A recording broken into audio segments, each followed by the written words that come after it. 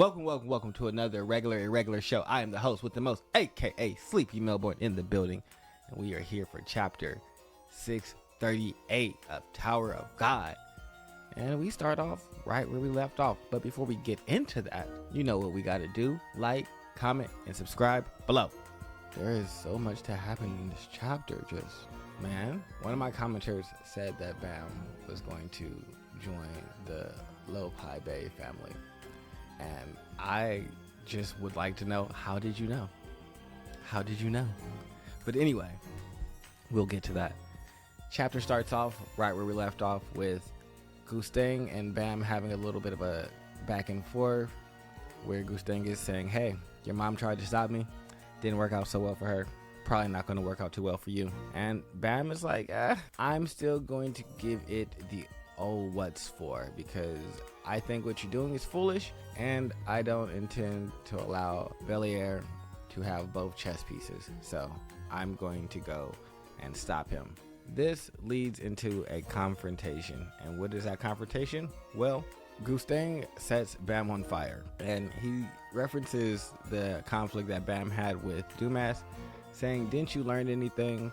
That you aren't in a position to really do anything or to interfere in this matter. Like, you don't have the strength required to like do anything or make your presence felt. So covers him in fire, and not enough to like instantly destroy him, but probably enough for what he thinks will keep him in place for the time being. However, Baam quickly gets over that and absorbs fire. At least that's what it looks like.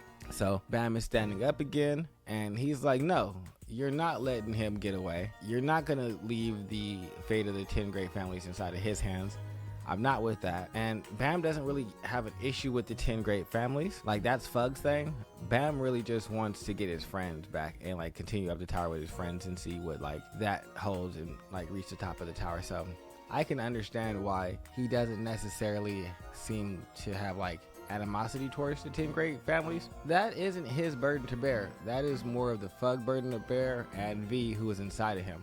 However, let's get back to the chapter at hand. We have Gustang going over and saying, I know that the right peak and obsessed over it, but now I want to make decisions that I think will lead to regret. And so I want to see what that will produce, because me trying to choose the right thing all the time has basically led me to regret. So maybe making the decisions that I think will lead to regret, maybe those will be the ones that actually lead to something else, is what I think he's thinking.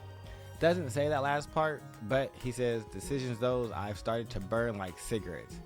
And then he resets Baam on fire again, a little stronger than last time.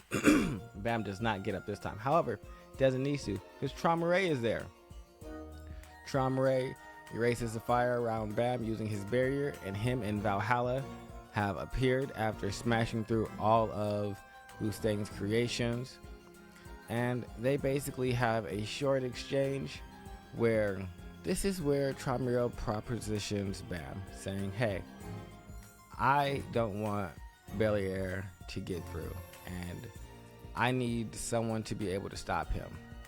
Gustang won't let me go after him, because he knows if I go after him, it'd be an instant destruction. So he's not going to allow that to happen. However, he can't stop me and you at the same time.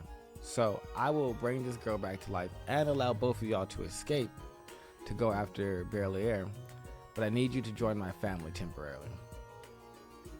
To Baam, this seems a little out of place, saying, I'm not going to marry anyone. He says, no, this is not about the marriage.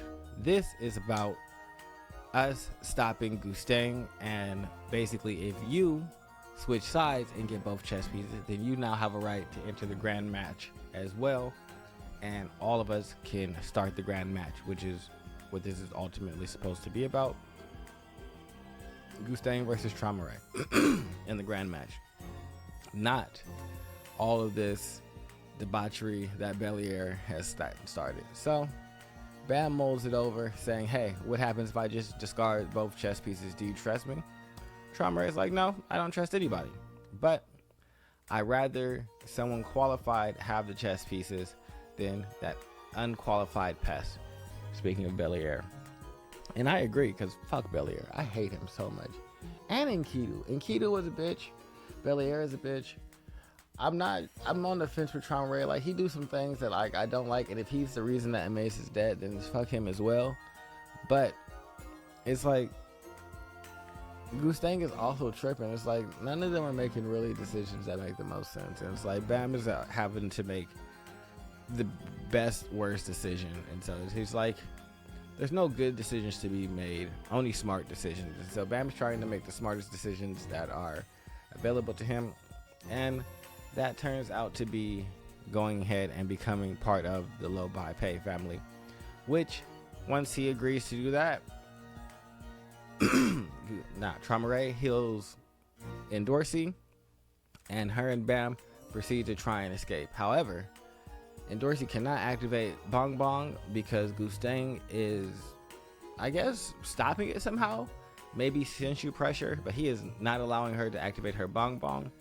So Traumerei interferes with that, sending out his barriers all around them, basically disrupting the sensu pressure is what I'm going to call it, and allowing Bong Bong to be activated, telling Gustang that he is fighting him and that he should probably pay attention.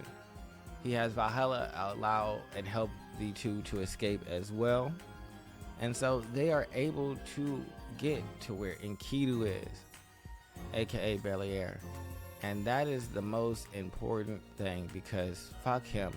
And Baam is ready to fight. Baam immediately goes into bow mode, pulls out a bow and arrow and shoots Belair right through his back. Belair immediately realizes that he will not be able to sustain. And not even Belair. Enkidu realizes this, because I think that he's going to leave Belair's body behind. It's kind of what it sounds like when he's saying that the body is like failing him. So I don't know if Belair will be able to survive, but regardless, Enkidu is the main issue. He's taking both chess pieces and trying to basically absorb them and himself into the vines of the sprout.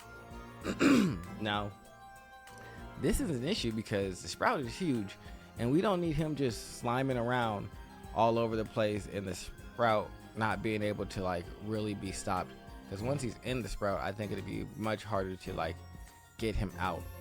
But if he's in the sprout without the two chess pieces, then he'll probably come out himself. So at most, we need to stop him from getting those chess pieces in there. Seems like that is what they are working towards, as we see Dorsey and Baam land on the sprout, chasing after Belair. Benkidu. Oh, I like Benkidu. Benkidu is a pretty dope name. But we go back to Traumerei, who is reabsorbing all the power that he gave to the 7 beasts that he can control, which is making the remaining ones stronger, or the ones that he's using stronger, as he chooses to attack with them. He then goes in for a close combat with Gustang, taking another blow to the side of the head with the cudgel. However, he does the next best thing besides hitting Gustang in the face, cutting his arm off. If only it was a truly devastating blow.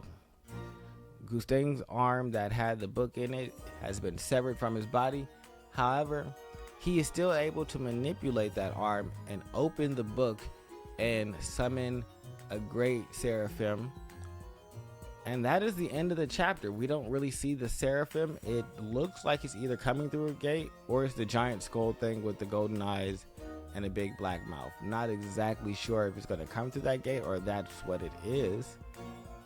But that's okay, because we have Valhalla versus and Traumerei versus Gustang and whatever seraphim entity that he's summoning.